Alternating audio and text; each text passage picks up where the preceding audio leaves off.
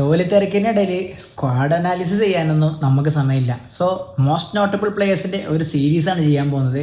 Player number 1 Nico Paz. അർജന്റീനയ്ക്ക് വേണ്ടിയിട്ട് അല്ലെങ്കിൽ റയൽ മാഡ്രിഡിന് വേണ്ടിയിട്ട് സെസ് ഫാബ്രിക്കാസ് മെരുക്കിയെടുത്ത young attacking midfield general Nico pass.